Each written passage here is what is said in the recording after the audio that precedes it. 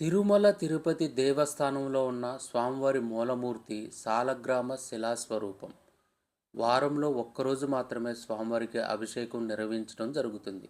అది శుక్రవారం రోజున.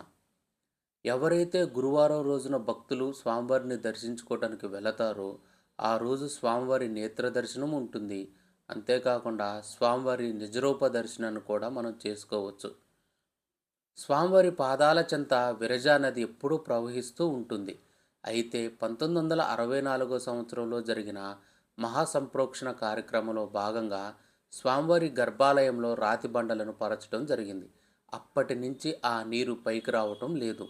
ఇప్పటికి కూడా స్వామివారి పాదాల చెంత మన చెవిని ఆనిచ్చి వింటే విరజా నది ప్రవహిస్తున్న శబ్దం మనకి వినిపిస్తుంది.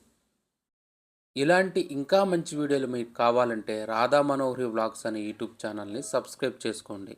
Bye friends.